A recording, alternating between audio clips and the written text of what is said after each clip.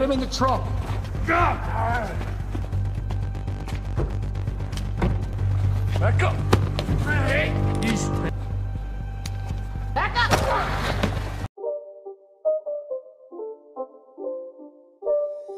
It's not a game, it's a rich thing. Halo guys, kembali lagi bersama saya Stephen di channel Broview.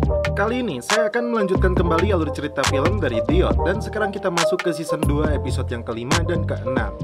Untuk itu sebelum masuk ke ceritanya, seperti biasa siapkan apa? Ya tentunya kopi dan Utbray untuk menemani kalian dalam menonton alur cerita film ini. Dan sekarang kita masuk ke filmnya.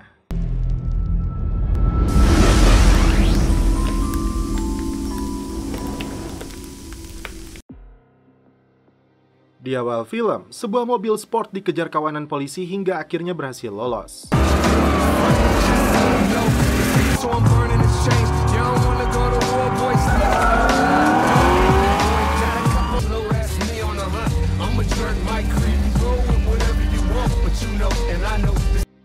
Rupanya, dia salah seorang dari kelompok gangsternya India.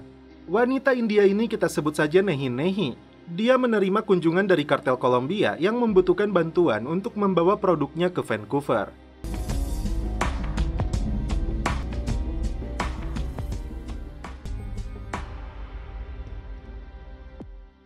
Steve mengingatkan adiknya dengan menahan G tanpa tuduhan dan bukti yang jelas justru akan membuat masalah makin buruk. And when he gets out, it's gonna make things worse. What's worse? Cole beralasan tidak bisa membiarkan dia membunuh anak-anak. Don't play stupid. The Ravens. Pete yang tadi malamin The Hoy dengan si Christine tidak menyangka Lodres tiba-tiba datang ke rumahnya. Dia mengaku lelah bertengkar dan ingin memperbaiki lagi hubungan mereka. Seketika, Lodres berubah pikiran dan terkejut saat melihat wanita di dalam rumahnya.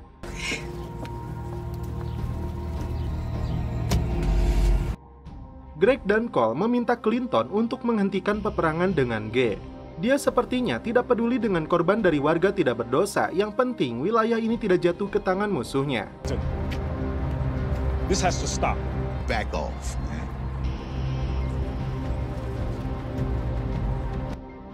Karen tersenyum saat melihat Michael memberikan kuliah untuk mahasiswanya. Malam itu, tiba-tiba DEA melakukan penggerebekan ke tempat Christine yang bertugas sebagai keamanan. Sure, you can show me your badge, but until then, put your hands on the car.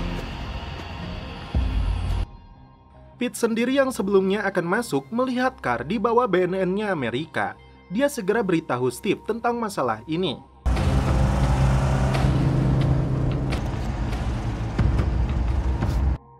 Steve lalu menemui Carmen. Ternyata tidak hanya satu lokasi, tapi beberapa tempat miliknya pun menjadi sasaran DEA.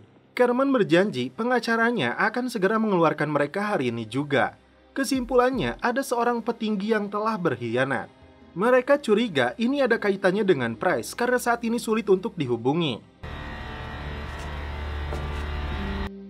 Seorang anggota Viper tiba-tiba memukul Cole karena ditangkapnya G.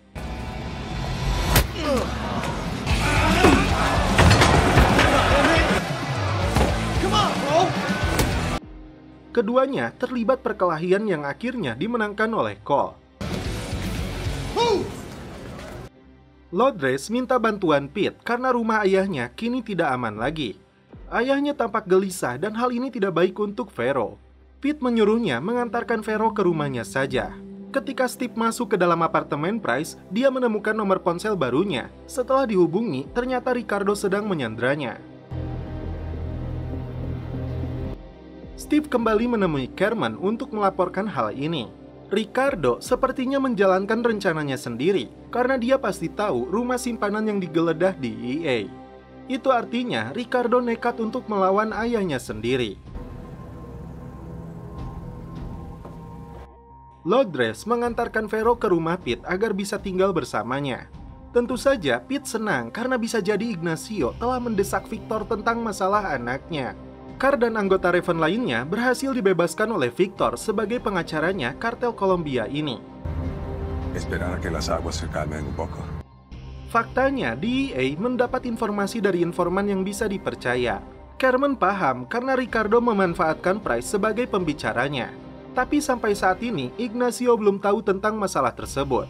Karena penangkapannya, Carr sangat kesal berniat untuk kembali ke bar saja. You know what your problem is? I already paid my dues as far as the Ravens go.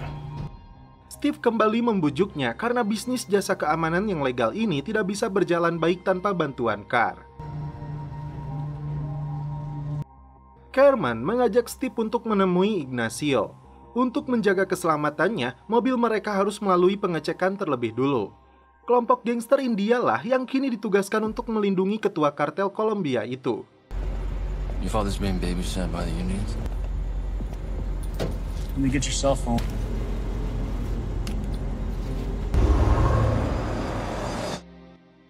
Ignacio masih tidak percaya jika Ricardo berani mengkhianatinya dan malah menyalahkan Price dan Steve karena kekacauan ini. Anak buah Ricardo diseret oleh Nehi karena membuntuti Steve dan Kerman ke lokasi ini. Saat itu juga, Ignacio langsung menembak kepalanya. Ini jadi bukti Ricardo berniat untuk membunuhnya. He works for your son. He would have talked. Listen, this place is burned. We need to move. Where?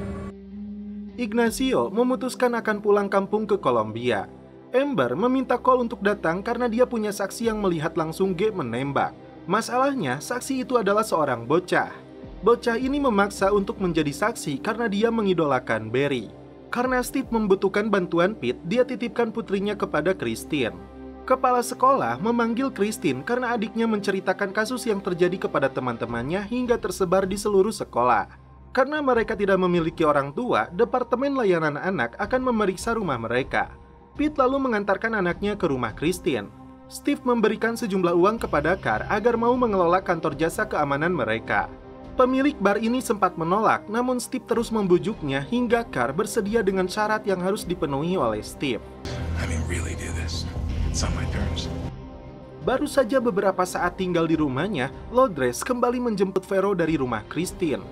Michael beralasan dia tidur dengan ibunya kala itu karena saling menyukai. Dia juga mengaku meniduri semua wanita yang bersedia. Bahkan dia berani melakukan tes poligraf untuk membuktikannya. Karen hanya minta dilakukan tes DNA untuk membuktikan dia ayahnya atau bukan. Cole datang seorang diri ke markas Sige setelah dia dibebaskan lagi karena tidak ada tuntutan. Cole bisa saja menangkapnya lagi karena ada saksi yang melihatnya menarik pelatuk. Bad bluff. It's not a bluff. Namun itu tidak ingin dia lakukan karena Cole memilih untuk menawarkan gencatan senjata. Tapi gangster ini tetap keras kepala dan langsung menyandra Cole. Ignacio dikawal Steve dan Pete untuk naik pesawat menuju Kolombia. Sampai di landasan, ternyata anak buah Ricardo mencegat mereka. Mereka berdua dibawa untuk dipertemukan dengan Ricardo. Ricardo sendiri ternyata mengumpulkan rekan-rekan ayahnya. Beberapa dari mereka seperti Reynaldo mau datang karena mendengar adanya Ignacio.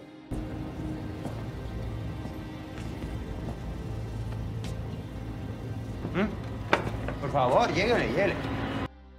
Selain mereka ada Price yang disandra oleh anak kartel Kolombia ini untuk diperas informasinya.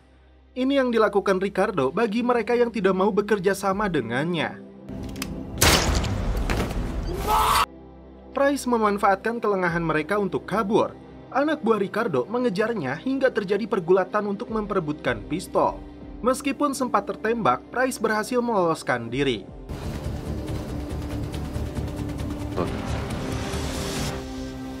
Dan setelah itu, film pun berlanjut ke episode 6.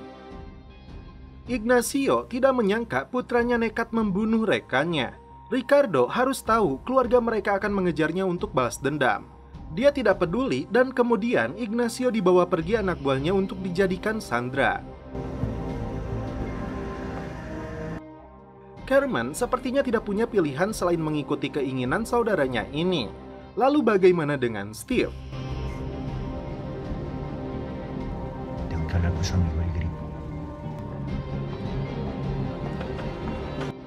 Di depan Ricardo, Steve mengaku akan mendukungnya, tapi di belakang beda lagi. Keputusan yang sama yang dilakukan Steve dan Kerman agar mereka bisa leluasa bergerak.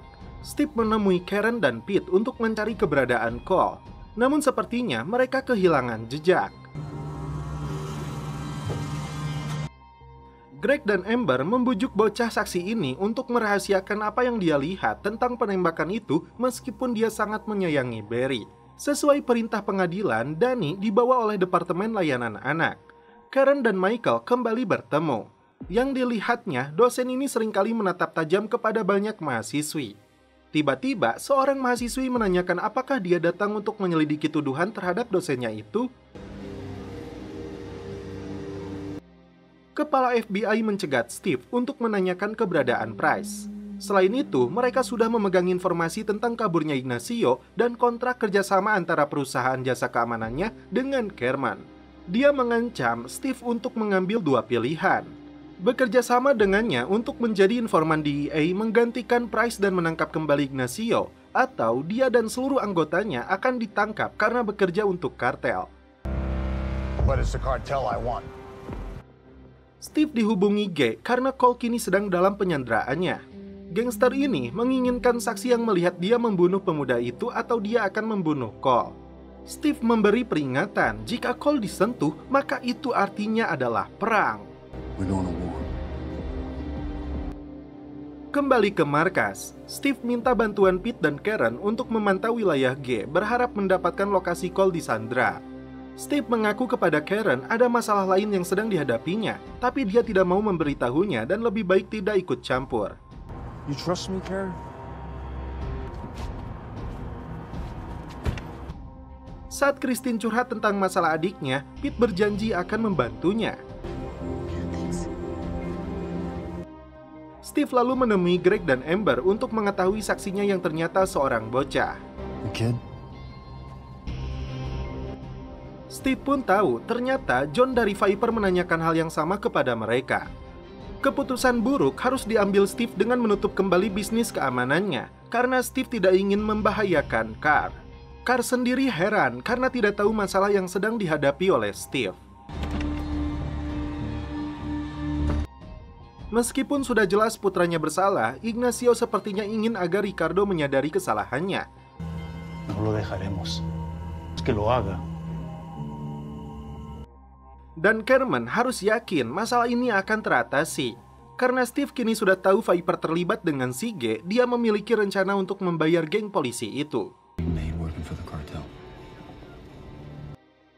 Karena itu, dia temui Ricardo untuk meminta bayaran $200,000 agar seluruh Raven mau berpihak kepadanya. How much are we talking about? 200,000. Karen berusaha bertanya dengan baik kepada John di mana mereka menyembunyikan Cole. Tapi anggota Viper yang koplak ini tidak mau buka mulut. And that sellout was more Raven than Viper. Kedua geng polisi ini sempat saling menodongkan pistolnya hingga Steve muncul dan menembakkan pistolnya ke udara. Sebagai bentuk pelajaran, Karen menendang caunya si John hingga nyelek. Involves you assholes, no amount of money brings us to the table.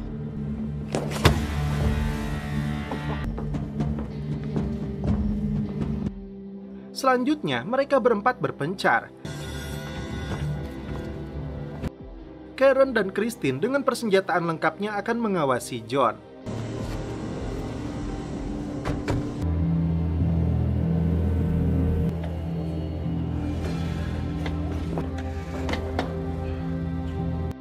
Sedangkan Steve dan Pete akan mengawasi wilayah G. Diam-diam, Christine memasang pelacak di mobilnya John. Put this under the tire well of Jones's car. Time, do it right, and don't be seen. Sedangkan Karen sendiri menelepon ibunya untuk mendengar apa yang sebenarnya dilakukan Michael kepadanya. Cole yang sedang diikat di sebuah kursi berusaha untuk melepaskan diri. Saat pintu dibuka dengan kursinya itu, Cole melawan lalu menekan alarm.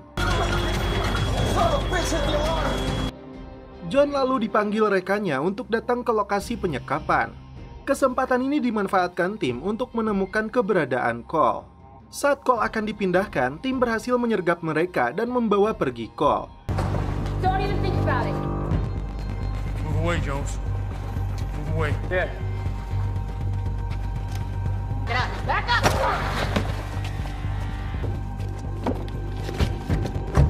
Tell him we lost Cole.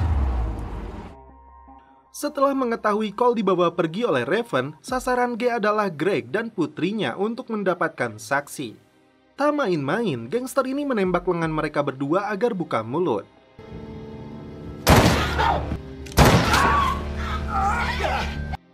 Demi menyelamatkan ayahnya dan bocah saksi itu, Amber mengaku dirinya adalah saksi. Hingga akhirnya dia membunuh mereka berdua. Sampai di TKP, Cole tidak percaya dengan apa yang dilihatnya.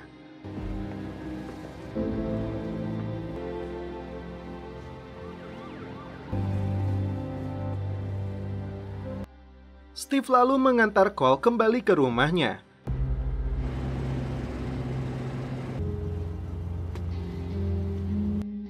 Karena waktu terus berjalan, Steve dipaksa DEA untuk segera mengirim informasi kepada mereka lokasi keberadaan Ignacio.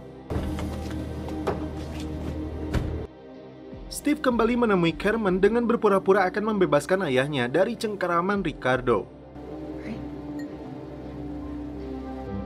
You know where Ignacio was being held. Carmen bertanya apa imbalan yang diinginkan. Dan setelah itu, mereka pun celepot. Karen menunjukkan berbagai bukti keluhan dari mahasiswi dari berbagai kampus di mana Michael mengajar. Before that? Karen kini percaya ibunya tidak berbohong, tapi Michael lah yang telah bersalah. Dia remas caunya hingga meringkih kesakitan sampai dia mengaku telah memperkaos ibunya. Alright! I raped her! I raped her! Tim DEA menemukan keberadaan Ignacio dan langsung menangkapnya.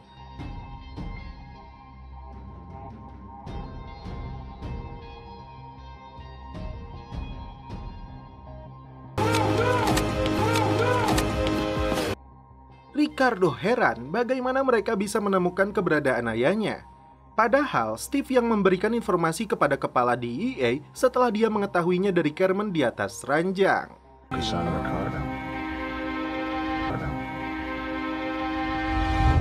Dan setelah itu, film pun berlanjut ke episode 7.